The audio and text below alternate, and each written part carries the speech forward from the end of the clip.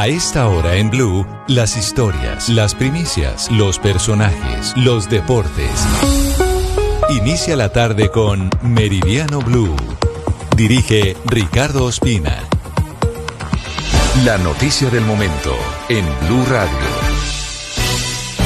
Es la 1:02 p.m. Comenzamos Meridiano Blue. Hoy, 6 de marzo, a menos de 2 días de las elecciones legislativas y de las consultas interpartidistas, con una grave alteración del orden público que a esta hora se presenta en zona rural de Jamundí, en el Valle del Cauca, muy cerca de la ciudad de Cali. Tropas del ejército son atacadas a esta hora con explosivos. ¿Qué se sabe sobre esta alteración del orden público? Hugo Mario Palomar. Ricardo, un nuevo ataque con drones cargados con explosivos se registra desde hace algunos instantes contra tropas del Ejército Nacional que se encuentran en el corregimiento de Ampudia.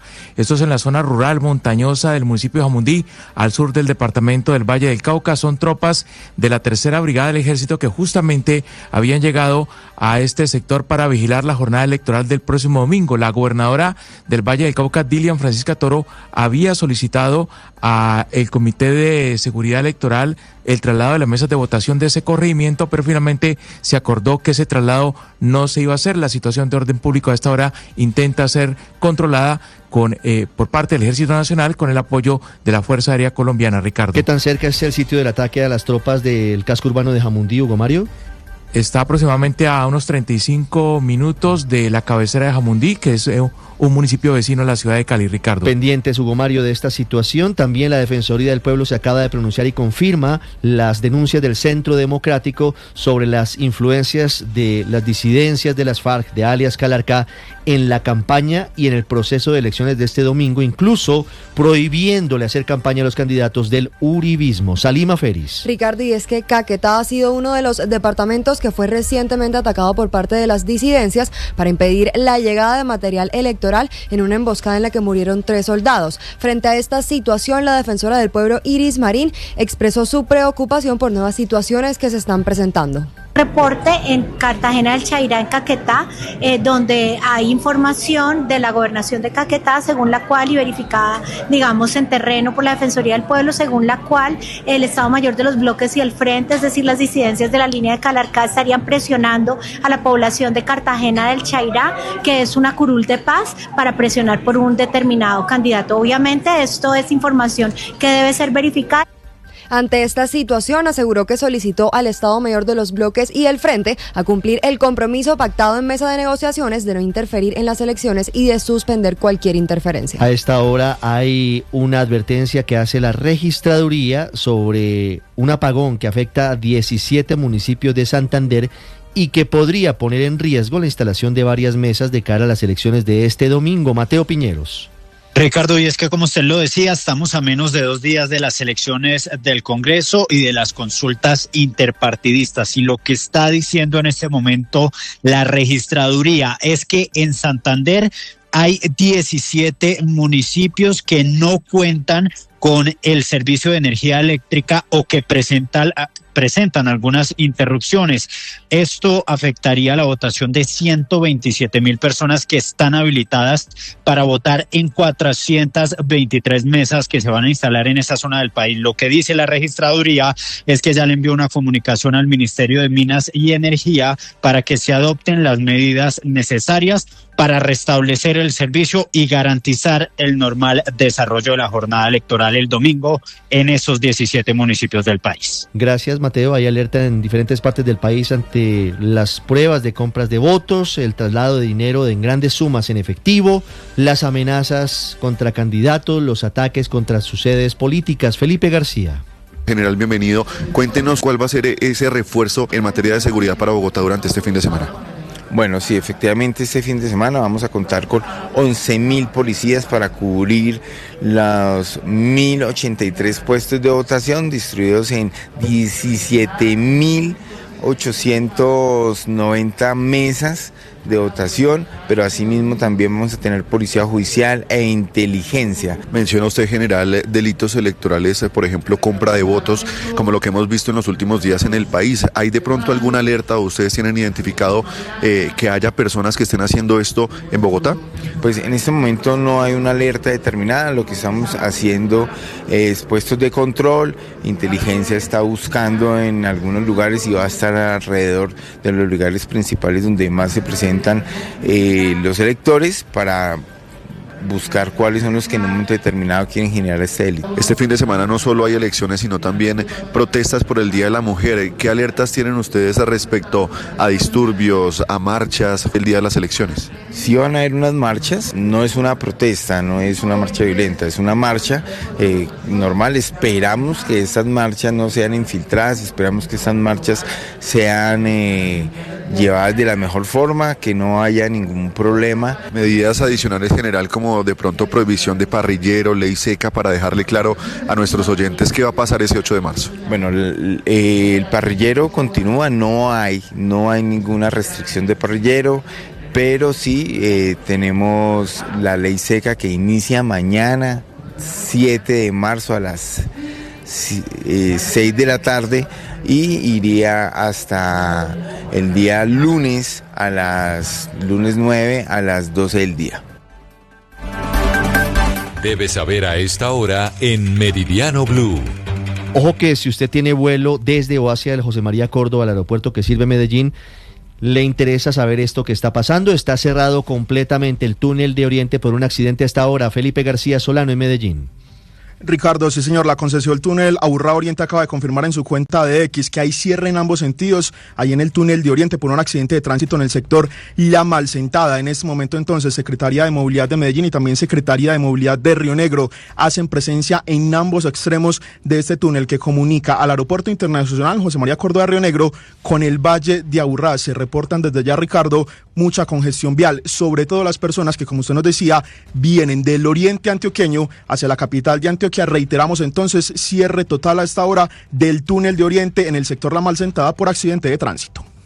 1:11, 15 años después, acaba de ser condenada la nación por el escándalo de las chuzadas del DAS en el gobierno de Álvaro Uribe, sobre todo en particular frente y en contra del Polo Democrático Alternativo. Sergio Barbosa. Ricardo, buenas tardes. Sí, señor. Mire, el Tribunal Administrativo de Cundinamarca pudo determinar que el extinto DAS desplegó actividades ilegales de inteligencia contra el Polo Democrático Alternativo, que incluyeron interceptaciones de comunicaciones sin orden judicial, vulnerando así los derechos fundamentales como, por ejemplo, la intimidad, el buen nombre y la inviolabilidad de la correspondencia. Tras estudiar este caso, los magistrados del tribunal señalaron que el Polo Democrático fue uno de los blancos de las operaciones de inteligencia ilegal del DAS dirigidas contra opositores del gobierno de la época, periodistas, defensores de derechos humanos y magistrados de las altas cortes. Por esa razón, el tribunal condena a la nación a través del patrimonio autónomo que asumió las obligaciones del DAS a pagar una indemnización total de 400 salarios mínimos legales mensuales vigentes, pero además la sentencia ordenó que el 20% del monto de la condena sea asumido por la exdirectora del DAS, María del Pilar Hurtado, al considerar su responsabilidad en la continuidad de estas actividades ilegales durante el periodo en que dirigió esa entidad, Ricardo. Y hay otra decisión judicial de última hora, carcelazo al director de la Agencia Nacional de Tierras, es decir, un arresto durante 5 días. ¿Por qué? Calila Peña nos cuenta. Sí, señor, un juez ordenó 5 días de arresto contra el director de la Agencia Nacional de Tierras, Felipe Armán, y contra la secretaria general, Ángela Lorena Ortiz, al concluir que incurrieron en desacato a una orden judicial relacionada con un derecho de petición presentado por la candidata Paloma Valencia. La decisión también incluye una multa equivalente a 5 salarios mínimos legales mensuales vigentes que deberá ser pagado dentro de los 10 días siguientes a esta providencia. El caso se origina en una solicitud presentada para obtener respuesta a un derecho de petición relacionado con la presunta compra del predio denominado Peñas Gordas, ubicado en el Valle del Cauca. Según la información que dio origen al proceso, este terreno estaría ocupado por campesinos desde hace varios años, por lo que existirían cuestionamientos frente a la posibilidad de que fuera adquirido por la Agencia Nacional de Tierras. Arresto de 5 días, carcelazo a Felipe Harman, director de la Agencia Nacional de Tierras, por orden judicial. Hay noticia de última hora en el Catatumbo. Acaban de ser dejadas en libertad 2 mujeres que habían sido secuestradas por el ELN. Cristian Santiago. Ricardo, y precisamente estas dos mujeres fueron entregadas a una comisión humanitaria integrada por la Iglesia Católica a través de la diócesis de Ocaña, la Defensoría Regional del Pueblo y la misión de verificación de la ONU.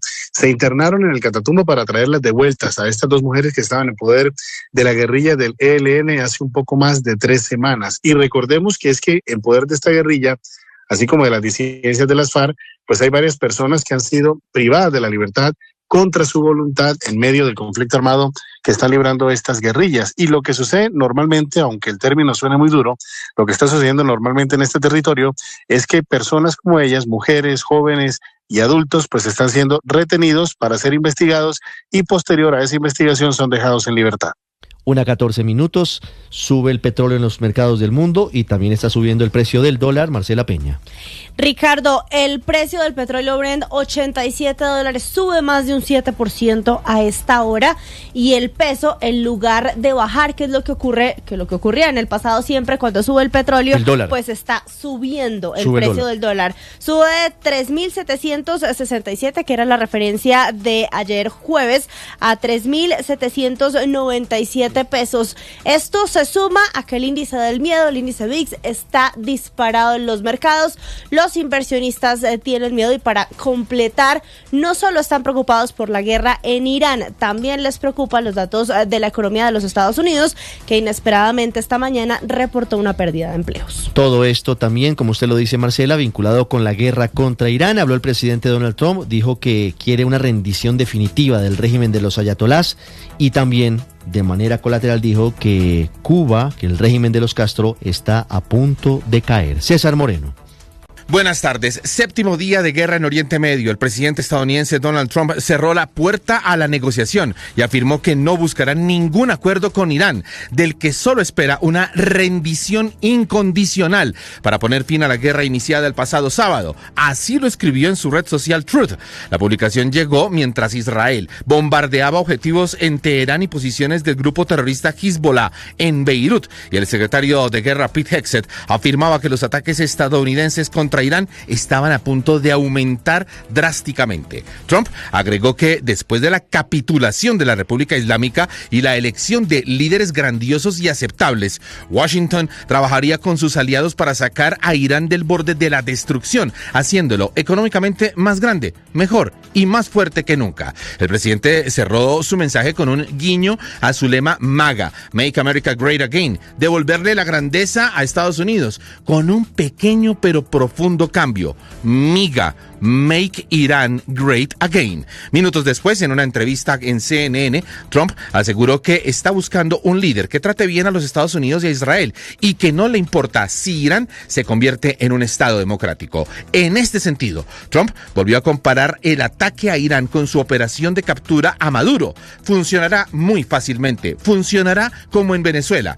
Tenemos una líder maravillosa allí, echándole flores a Delcy Rodríguez. Pero hay una noticia que está sacudiendo a los Estados Unidos. Rusia está proporcionando a Irán información de inteligencia de objetivos estadounidenses, que incluye la ubicación de buques de guerra y aviones en Oriente Medio, según está publicando The Washington Post, citando a 3 funcionarios de inteligencia. Preguntada sobre el supuesto apoyo ruso a Irán, una portavoz de la Casa Blanca, Ann Kelly, evitó hacer los comentarios. Cambiando de tema, y no menos importante, pero sigue siendo del resorte de Trump, son sus declaraciones sobre Cuba. But Cuba is going to fall. They want to make a deal so badly, and I asked how so. He said they want to make a deal, so I'm going to put Marco over there. En una conversación con Dana Bash de CNN, Trump dijo, ya lo ha dicho varias veces, que Cuba va a caer muy pronto. Tiene muchísimas ganas de llegar a un acuerdo, por lo que ya ha puesto a Marco Rubio, su secretario de Estado, a trabajar en las negociaciones, aunque afirma que sigue centrándose en Irán.